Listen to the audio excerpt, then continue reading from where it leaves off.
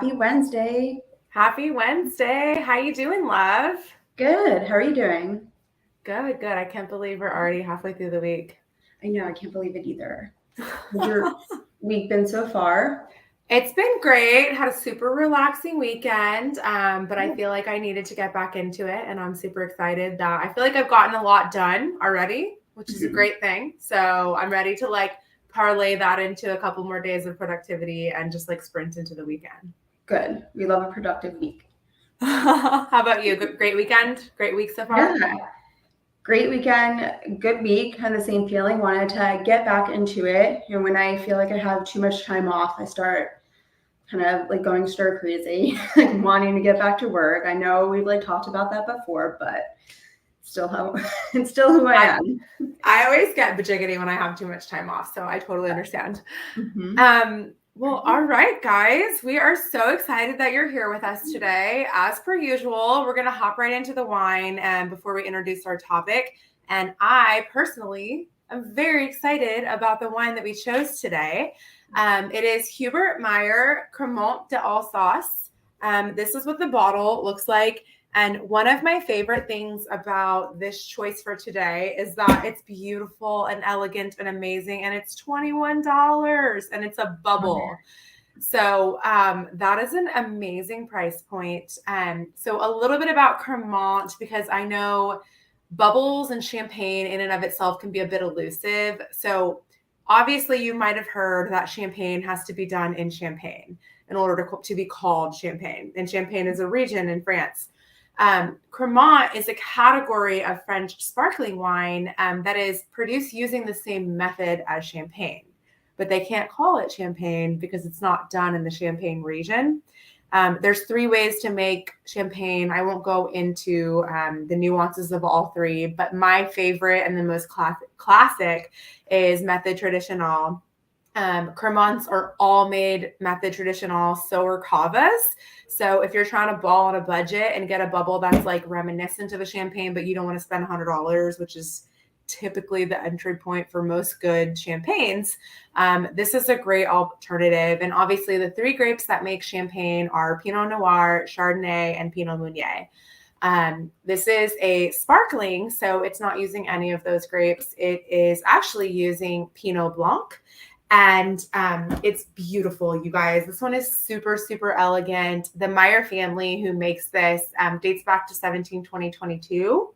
Wow. So they've been doing this for a very, very long time. They know what they're doing. Like I said, they do method traditional, which is also known as method champenois. So if you hear those 2 terms, they're interchangeable.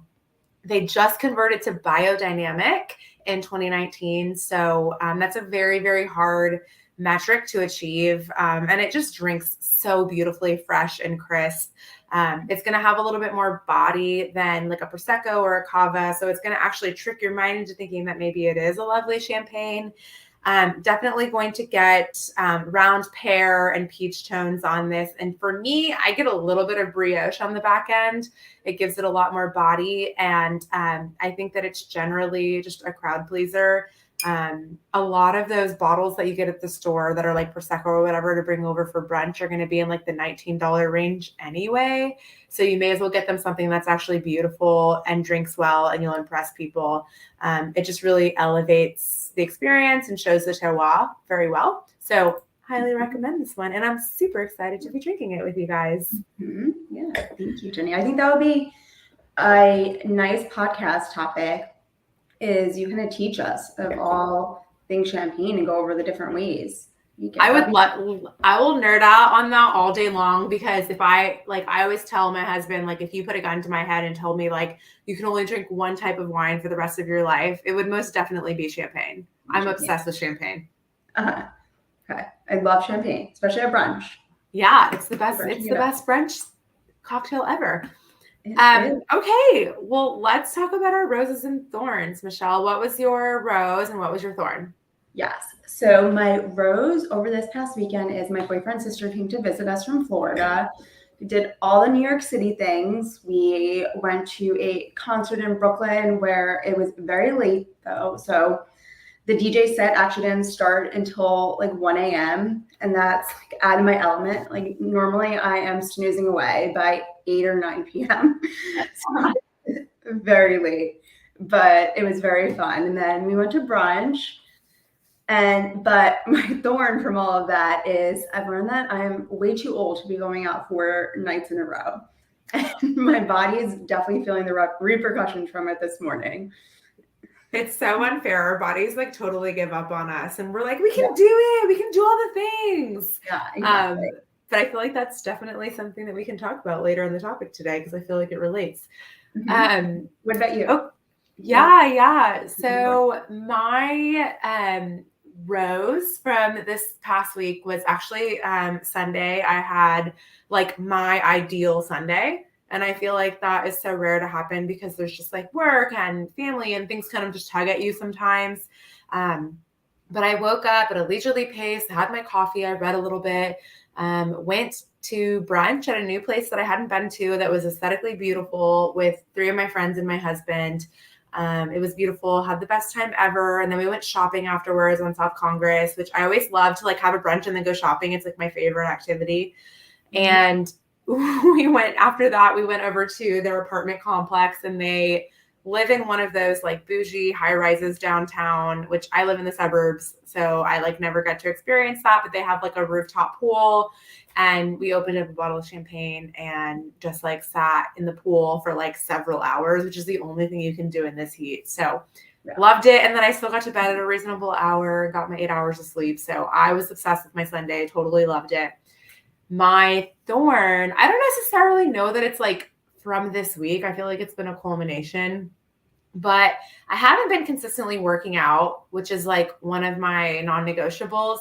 And I feel like I'm really starting to feel the repercussions from that and feel like I'm feeling that I'm not working out. And I really want to get back in a routine because I just feel stagnant and like it's impacting my mental health. So that's a commitment that I'm going to make for next week is to really get back. It's just so hard for me because I like to go on walks. That's my favorite thing to do. And it's 110 degrees. So it's like hard to do that, but I just need to stop making excuses and go in the morning. Exactly. Just have to get out there early before the heat. Know. It's so hard. It's so hard, but I'll do it because it's impacting me. So it's definitely something that I'm going to make a priority. But having said all of that, I am super, super excited to introduce our topic for today. It is something that is very near and dear to my heart. And it's something that I try to be cognizant of just throughout my daily life. Obviously, we're all humans. We all fall short. But today we're going to be talking about 10 things that are inhibiting your progress and therefore your overall happiness. And Michelle and I, as per usual, collaborated on this and had a lot of crossover and talked with each other a little bit about what each of our parameters were and what we had experienced with regard to like being introspective about this. So I'm going to let her take it away with our first one and kind of let her walk you through it. Before that, you know what time it is. It is quote of the week time. And the quote that I picked today really ties into our topic. So our quote of the week is happiness depends upon yourself.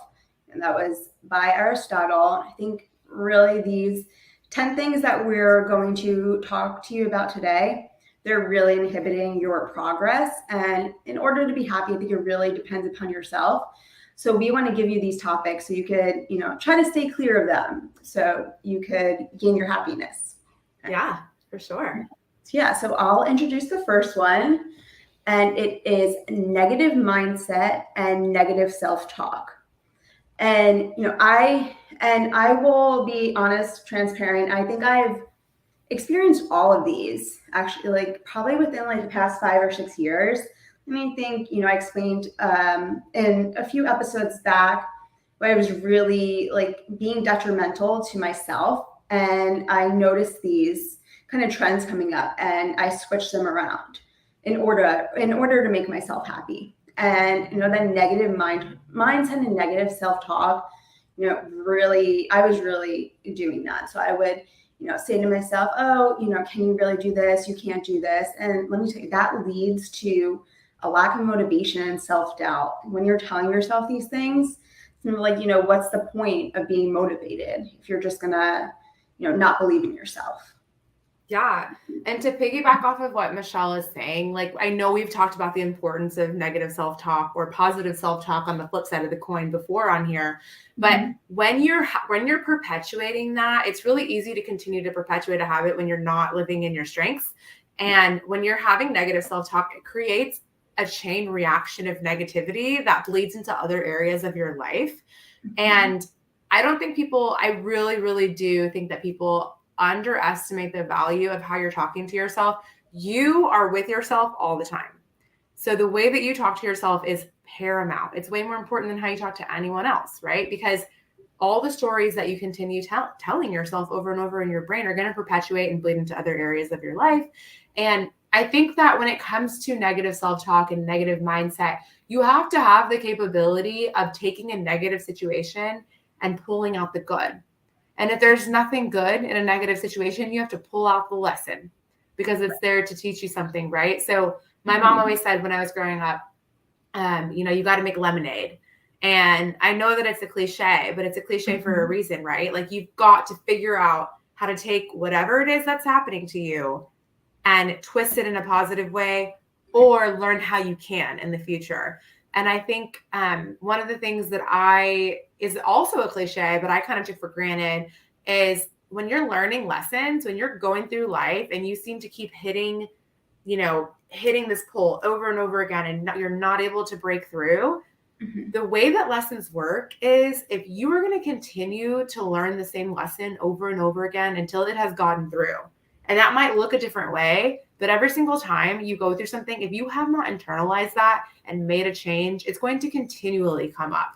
So that's something that, like we talk about all the time, you're not in control of your circumstances, but you are in control of your reaction to them.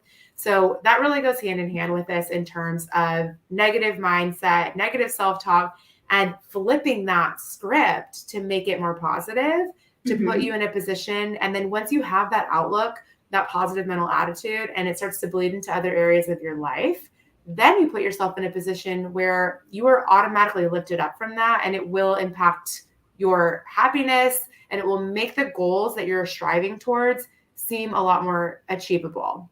Exactly. Yeah. I think you want to kind of stay away too from that like victim mentality where you're talking about, you want to see the good in things. A lot of people with that victim mentality are thinking, why is this happening to me? What did I do to deserve this? Not really internalizing it and, really digging deep down and thinking about, not so necessarily that it's happening to them, but what can they change to overcome that?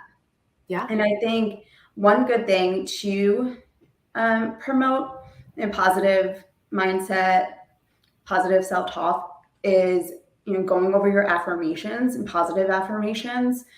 So, and that could be as simple as taking a Post-it note and just writing, something on it and just sticking it on your computer, sticking it on your fridge and just looking at that every day.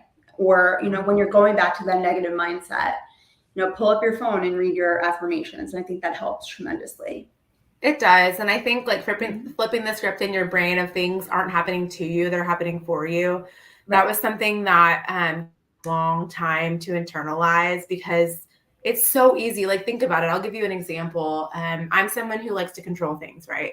So when I'm at the airport and the flight gets delayed, when that happens, a chain reaction goes off for like everything else that happens bad that day. I can get into a really negative mindset really easily, and it would literally ruin my whole day. So now I have to think when that happens, okay, Jenny, you can't control this. Let's use those credit card points and those credit cards that you garnered and go to a lounge and make lemonade, right? Like there's so many different ways that you can like flip the script. And I have to be so cognizant, even though I work on this all the time, because I will go into a negative, rat hole. I'll just keep going and going and going unless I pull myself out of it and say, okay, well, there's nothing you can do about this. Are you going to make yourself miserable on top of it? Right.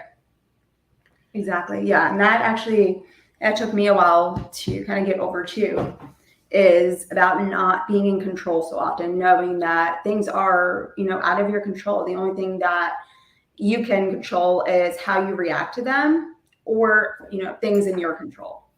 the universe things are going to happen out of your control. You just have to true. learn to roll with it.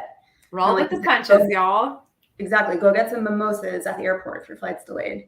Can say that I have done that many a time. Or a margarita, because Jenny, today is Monday was National Tequila Day. It was. So, we hope you guys all celebrated. I definitely told my husband to stop on the way home from work and grab limes, and we made margaritas. So yay! One of the best. Also, in case we've never mentioned it, Michelle and I both love tequila. Like, it's our poison from the zero proof, varietal. It's definitely what we love. Okay, so the second one that we wanted to go over with you guys is lack of clear goals or unrealistic expectations. And it's funny because Michelle and I collaborated a little bit on this, and she put a name to it. I've always known this in the back of my brain, but it's SMART, right?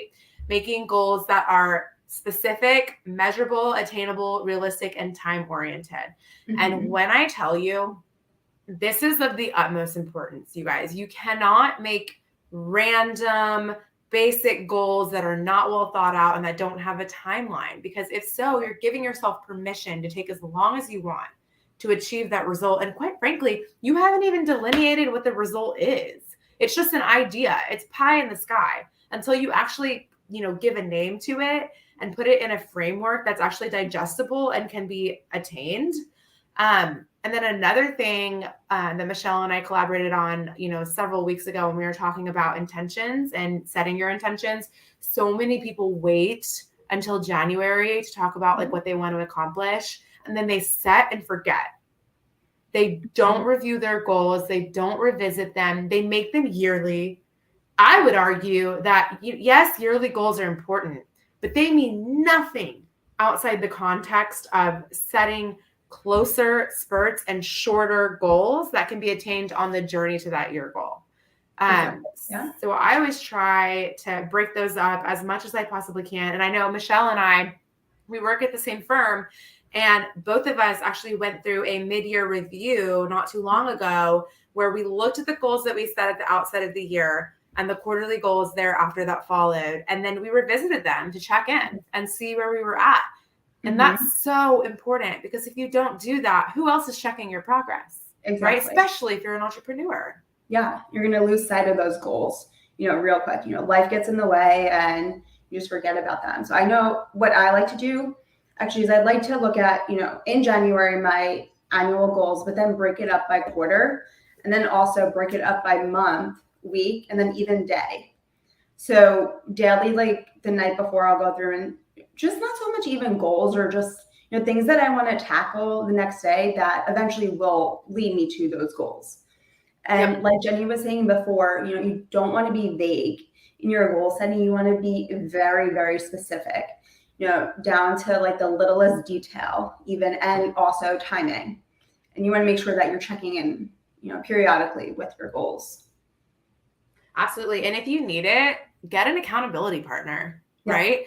It doesn't always have to be you that's the driver of everything. If you need somebody to help hold you accountable to what you said you were going to do, by God, get that person. Lord knows I do it. I always have somebody that I'm like, hey, I need you to let me know if I'm anywhere near this. There are multiple people, in the organization that I leverage that for. My husband, him and I sit down and we have goals that we want to accomplish. We do it twice a year together.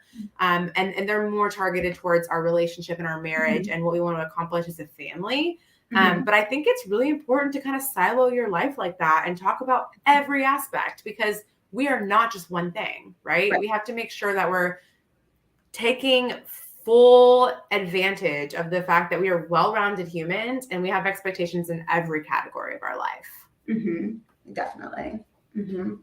And next one we had, I know affected me personally a lot, but it's procrastination and, making excuses. And in the past, I struggled a lot with this. I would procrastinate until the last minute before a deadline. I would just be making excuses for myself. Why wasn't I doing it? And ultimately realized is why I was procrastinating is because I really didn't love what I was doing. Just kind of getting along, day to day. And then once started, doing what I do, it's not so much I'm not procrastinating anymore. I get to the things ahead of time before they're due. And I really try not to procrastinate. Yeah. And I think like one thing that I want to debunk for you all is the notion that procrastination is bad, because everybody procrastinates. Like Michelle and I have talked about before, that our to-do list is never ending. And quite frankly, that to-do list is never going to get done, right? You have to prioritize and shift and make sure that you're taking care of the very urgent items in tandem with when they need to be completed, right? So it goes back to Brian Tracy's Eat That Frog. When you've got a to-do list in front of you and you've got items that need to get done, you should always do the thing that you want to do the least first. And make sure that you're getting that off your plate. And then honestly, the stuff that is continually dropping to the bottom of your to-do list day in and day out and week in and week out, you should find a way to outsource that. Because typically it's because it's not within your competency to be able to do it. So there's somebody else that thrives there, right? Somebody else that can help you with that. So just making sure that you're compartmentalizing the things that need to be done and not beating yourself up for the mere fact that you are procrastinating, because it's going to happen. You just have to be more strategic about it, right? Exactly. Yeah. And I also learned one of the reasons why I was procrastinating so much is I'm a perfectionist. So I'm very type A. And I always, everything had to be perfect. And I had to teach myself, that not everything has to be perfect, and it's okay. You could fail and things don't have to be 100%. It's going to be okay. And once I kind of shifted that mindset as well, I got a little bit better with procrastination. Absolutely.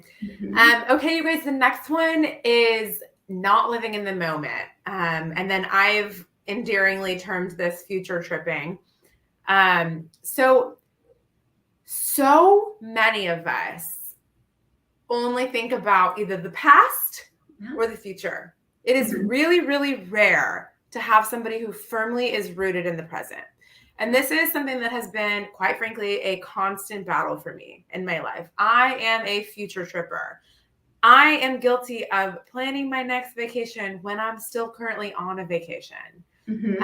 So I have to be really, really cognizant of that. And I think in terms of having tools in your tool belt to essentially replace this habit and get out of this, rabbit hole of doing this over and over again, first and foremost, you have to identify that you have a tendency to do one of these things, whether it's dwelling on the past or thinking constantly about the future. And then you have to understand what is triggering that, right? Why am I future tripping? What am I thinking about that is taking me away from this moment?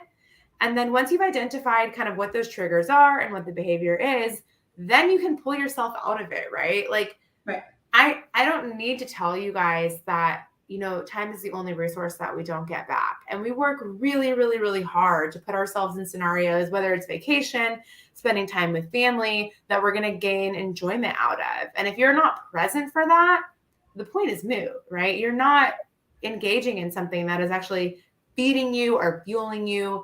I read a paper that essentially promulgated that a lot of us as humans, we get very, very ramped up in the excitement and the anticipation of doing something. Kind of reminds me of like when you're a kid, the night before Christmas, you go to bed and all you can think about is Christmas, Christmas, Christmas, and you're so excited for it.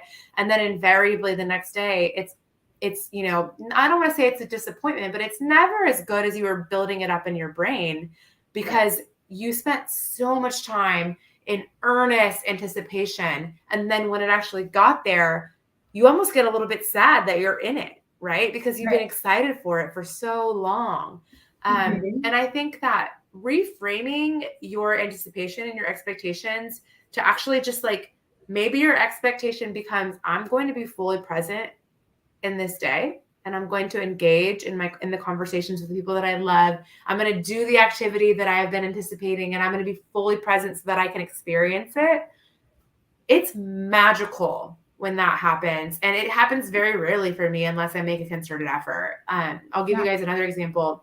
Last week, a friend of mine invited me to the Barbie premiere literally the day of. Okay. So I had zero time to get excited about it. Quite frankly, if I'm honest, I wasn't even really that excited about it in the first place. I had zero expectations for that movie. I didn't really have any desire to see it, but she was like, I've got an extra ticket and you should come. And I went to the movie, which has been forever since I've been in a movie theater. And I went to a movie theater that has really strict rules about having your phone anywhere near you or on or anything. So you're forced to disengage and just watch the movie. Right. And when I tell you that it has been so long since I've had the opportunity to truly be present for something like that. And then the movie was amazing. It exceeded any expectations that I could have had. Right. And I was just like literally sitting there grinning the entire time because I was so immersed. Mm-hmm. And that feeling is something that you should want to replicate. Right. And not just in the movies, but in other aspects of your life. Right. Yeah. So me and my boyfriend actually do this, but when we go out to eat or even actually with a friend, we try to make sure that we have our phones away and it's not out on the table just because, I think it's just human nature if your phones are going to want to check it. And it's really, been letting us live in that present moment and enjoying just other people's companies on that. And then, I remember also in college, what my friends and I would do is we would put our phones in the middle of the table and whoever would go for their phone first had to pay the bill. Oh, I love that. So I think that really helped me learn to, just get off your phone and just live in the present moment and trying to do that too, especially with bigger activities. So like that I'm excited for, whether it be, a trip and really just learning to live in that moment and be present with who you're with. Okay, I'm totally stealing that. Also, Jay Shetty and his wife have zones of communication tools within their home. So there's certain physical places in their home where they're not allowed to have devices. Okay. I think if I remember correctly, it's their bedroom and their dining room table. So I would highly advise if you guys are having an issue with future tripping, Lord knows I do, try one of these exercises, right? This is practical advice for you to actually put this into practice and maybe you'll surprise yourself, Right. Yeah. No, definitely. Another example that I could think back on is, when I attained a goal or say something really big happened within my career, I got a certification, I would never really truly enjoy that joy of getting that. I would just be thinking about what's next. Say I land a big client, I got the certification. I'm constantly thinking, okay, that's done, but what's next? I never took the time to just sit down and be like, okay, good for you. Congrats. It's okay to feel happiness for yourself. And it's good to be proud of yourself. It's not a bad thing. Absolutely. You should celebrate everything. Little wins, big wins, all the things. Yeah. The next one is the biggie, guys. We talk about this a lot of times, but essentially something that is definitely stealing your joy and circumventing your progression is not getting out of your comfort zone and not having a willingness to learn new things. And there's so many tenets of this. I think some of the big ones are we're scared of failing. Right. I know I have definitely struggled with that. I've also had fear of success, which is something that not a lot of people touch on, but what happens if I am successful and then I have to level up and I'm not sure how to do that. Right. And this kind of goes into the same vein of you have to take this in stride step by step, right? Don't create problems in your head that don't exist yet. And another thing is personal growth and any opportunity for you to level up is never going to live within the confines of your comfort zone. If you want to achieve something great, you have to get out of your comfort zone. There frankly is no other choice. And I think the sooner that you learn to accept that, the easier your journey is going to be. And, from a tactical standpoint, and how do you begin to walk this out? You got to do it one bite at a time, right? You have to begin with small, manageable challenges that can help to push you out of your comfort zone on a daily basis. Maybe it's a baby challenge. Maybe it's I need to drink 3 of these Stanley Cups a day, right? if that's a challenge for you because you're not drinking enough water, prove to yourself that you can rise to the occasion, right? On a very small level. And then from there, you can gradually increase the difficulty as you become more and more comfortable with the act of actually stepping outside of your comfort zone. And that goes back to what we've discussed before with Carol Dweck's philosophy on having a growth mindset. Right. If you want to be successful at anything that is outside of your comfort zone, you have to have a growth mindset. Exactly. Yeah. I'll let you guys in on a little secret. I had a fear of, speaking in public. I would literally get up, like, no matter where it was. Like, so if it was in college getting a presentation, I would just get up and like just be so nervous and like just begin to stutter. And, recently I think this is why too, I was very excited to start this live stream with Jenny, because I knew that it would help me. And I knew that if I would just kind of, not speak in front of others, not try to get better at it, I was just being comfortable with that and accepting it. So, we signed on to do this. I could have just said like, no, Jenny, sorry, I don't want to do this. But I was like, you know what? No, in order to grow and fix this and tackle it head on, I was like, you know what? I'm going to do it. And might I say, it's been helping me weekly. I feel like I'm getting better at it. So no, definitely. You're killing it. Thank you. You definitely want to get out of your comfort zone, and, you're just comfortable living there. And you're not, going to, like Jenny was saying, like level up or reach that next potential if you're just stagnant at where you are. Yeah. And I mean, I think that really leads nicely into our next habit that's inhibiting your progress, which is lack of motivation, discipline, consistency, or gratitude. Let me just stop for a minute and pause, because I'm not about to tell you that you have to wake up every day at 3 a.m. and work out and meditate and do all the things. Like, having a routine, yes, it is scientifically proven to help you on a journey when you're trying to achieve things, right? Mm-hmm. But routines are not one size fits all, guys. Like, don't let other people who are doing these crazy routines with like they're working out and they're meditating and they're cold plunging and what have you, that doesn't have to be your story. All you have to do is tailor that to yourself, right? Like, exactly. If you know that you have a problem with a lack of routine and then it gives you a lack of motivation and then it's contributing to you not hitting your goals, that's an easy fix for you to put something together that's actually going to work for you, right?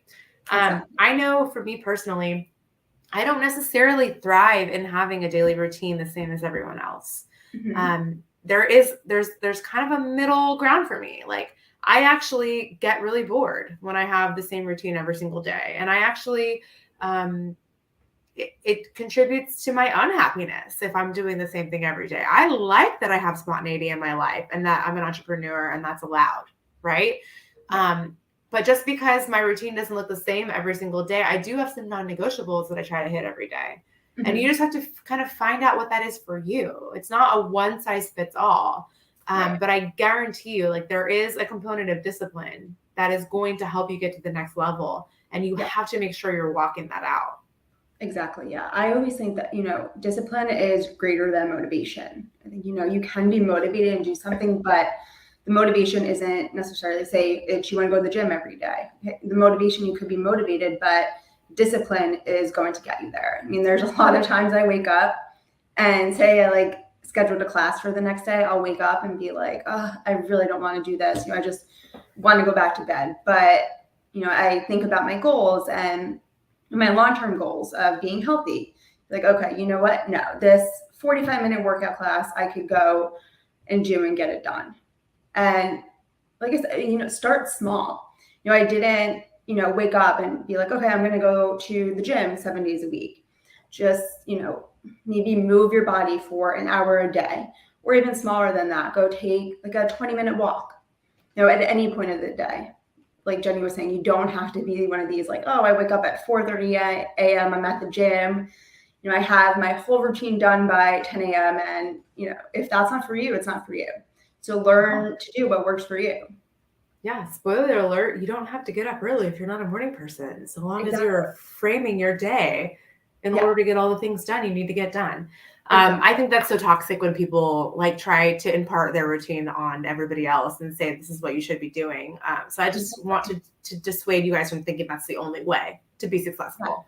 Right. Because I might not like it. And a lot of times, if I don't like something, I don't want to do it. So yeah, like waking up early. And for me, I actually am an early person. I like waking up early. So, but for me, it would be like, maybe staying out late or going to the gym later. I find if I don't go in the morning, I'm normally not going to go at the end of the day. But like, say Jenny might not like to go at night, and that's okay. Whatever works for you. Yeah. As long as you're keeping your promise to yourself to have your non-negotiables and getting them done, that's fine. Right. Yeah. And then I think the next one is something that Michelle and I both suffer from. Yeah. And we're still working on it. We're works in progress, but we actively seek to be better at it. And that is people pleasing and not setting boundaries. This is something that has been a lifelong journey for me. And something that I've actually had a lot of conversations with my husband about, because he always tells me, like, Jenny, you are such a people pleaser. You always say yes to everything. So 2 tenets that I've really been learning recently is, 1, no is a complete sentence. You don't always have to have a reason to tell somebody that you don't want to do something, right? You can do things for yourself sometimes. It's okay. And then the other thing that took me a really long time to grapple with, and I don't think a lot of people realize this, you can feel sad after you make a decision, and that does not mean that it was the wrong decision, right? Yeah. This happens to me almost every single time. We get buyer's remorse. Yeah. It's human nature, and that's okay. You can feel sad and you can have FOMO, but that doesn't mean that it was wrong for you to make that decision. So I want you to feel empowered to make a decision that maybe isn't popular because it's what's best for you, and still have those feelings after the fact. Exactly. And Jenny was saying, it's okay to say no. You don't have to people please every day of your life. If your friends are asking you to hang out and say you have to do work or you just want to be alone, it's okay to say no. There will always be a next time. And I feel like if your true friends can't see that and will get upset that you can't hang out, maybe they don't really understand you. Yeah. And I think too, like, so many times when we say yes to appease other people, you don't understand that you are constantly chipping away and depleting your own energy. Right. And again, that can literally build up and build up and build up and lead to burnout and crashing and burning. That's happened to me multiple times where I'm like, no, I can do it. I can do everything. I can do all the things. I don't have to say no. I'm able to accomplish all of this. Right. And just because you're able to do something doesn't mean that you should, because it's always going to catch up. So that's a lesson that, like I said before, it always shows up until you've learned it. And that's something that has happened to me on a multitude of occasions, but I'm finally getting into my stride where I'm like, Jenny, you got to keep the promises that you make to yourself. You got to fill your own cup first, because if you don't, you can't fill anyone else's. Yeah, that's so true. So true. I think this next one that we have here, I think it's so big in this day and age of social media, but it is comparison and comparing your life to others' lives. So, going on, say, Instagram, seeing all of your friends or their families doing these, fun things, going on vacation, and then you're kind of like looking back, I think, on your life and saying, my life isn't as good as that. I think it's one of like the biggest thieves of joy. Yeah. I mean, that's literally one of my favorite quotes of all time is that comparison is a thief of joy. And it is. Like, I don't know if any of you guys have seen the dude with the sign. And he had one the other day that said, "How are all of you affording Europe?" And I died, because it's like, first and foremost, Instagram, we've talked about this before, is a highlight reel. You guys don't look at other people's ending line and compare it to your starting line. Right? That is not how this works. Also, they're only sharing the rosy aspects of whatever it is that they're doing. They're not talking about the fight they just got in with their boyfriend, the crappy meal that they just spent, the scam that they did. They just spent way too much money on that they didn't realize because they didn't plan in advance. They're not talking about all the horrible things that happen as you're building a business. It's not all gravy, baby, but that's all they're going to show you, right? So you cannot compare anything about your life to where anybody else is. The only person that you should compare yourself to is yourself. Yep. And what you said you were going to accomplish. And I know this is something you have no idea what other people's metrics are. And I know that this is something that's getting a lot of traction, and people talk about comparison being the thief of joy a lot, but we need to keep talking about it because it's something that people easily forget. Genuinely stop, you guys. When you start to feel yourself going down this rabbit hole, stop for your own good. Truly. Exactly. Yeah. Just, what I like to do is if I start going on social media and seeing these things and thinking these things, I just like to take a step back and just think of like happy moments in my life that previously happened. You know what? I probably didn't share it on social media, and just think back, how, your life is going, and then think about the goals that you achieved already. And you really can't compare yourself to anyone else. Your journey is your journey. Their journey is their journey. Yeah, absolutely. And that brings us to another one, which is really the overarching theme, right? We're talking about what inhibits your progress, but also how that ultimately impacts your overall happiness. And one thing that sticks with me that I try to remember at all times is happiness is not the absence of problems. It's the ability to deal with them, right? All of these people that you're looking at on social media, or anybody that you're looking to as a leader, or that you're looking, maybe you're a little envious of whatever success that they've been able to glean. They have problems too. Yeah. They don't go away. Like the whole term, more money, more problems. That's a real thing, you guys. And not to mention, they may have it all together in the curated version that they're presenting to you. There are personal things that might be, tearing away at them. There are so many things that you're only seeing the tip of the iceberg. Exactly. You only see what people want to share with you. And if you want to be happy, you've got to figure out how to do it in tandem with having challenges, because you're going to have them no matter what you do. Yeah, no, definitely. I like to think, don't run away from your problems. They're going to follow you and come back to haunt you, so to speak. So I always like to, when an issue or a problem arises, I always like to, take responsibility for it if it was something in my control, and then also tackle that problem head on. I'd rather tackle it now before it will actually become bigger and then catch up to me in a few weeks. Absolutely. Yeah. And then the last one that we wanted to leave you guys with is really big to me, because it's something that I've actually tackled as an initiative for myself this year. And it says, you're not too stressed because you're doing too much. You're stressed because you're doing too little of what makes you feel alive. And I don't know if you guys have ever had the feeling of just overwhelm, where you feel like there are so many things that you need to get done, and you're like, I can't continue doing this. This is not something that can continue to be a part of my life. My whole life is overwhelming. My whole job is overwhelming. My relationship's overwhelming. Everything's overwhelming. And what I realized recently is there are categories of things that we do in our lives, right? There are things that you're good at that you love doing. There are things that you're good at but you hate doing. There are things that you're not good at, but you kind of like doing it. And then there are things that you're not good at, but you hate doing it. And you have to figure out a way to compartmentalize all the things that you're doing in your life and get into the category of you love it and you're good at it as much as you possibly can. And that is not an easy feat, but it's something that will pay dividends for the rest of your life. If you can transition things around and get most of the things that you're doing day in and day out into that category, watch your progress turn around, watch your happiness turn around. It is magical. But it takes self-awareness for you to know where you're living and what you're doing before you can make those changes and those shifts. Exactly. Yeah, definitely. Overall, I think, what leads to ultimate happiness is, doing what you love and doing what makes you feel alive. None of us, sometimes we may have to do things that we don't want to just because, it's life.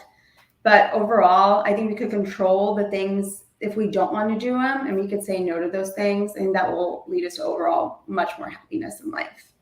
And try to, control and fix like these little inhibitors that will come up over your life, and know how to positively spin them around and change them for the better. Absolutely. Oh my gosh, this has been so much fun, Michelle. I feel like there's so much to talk about when it comes to how to prioritize your overall happiness and still work towards a goal. This was so much fun. Thank you so much for your insight. I always learn so much from you.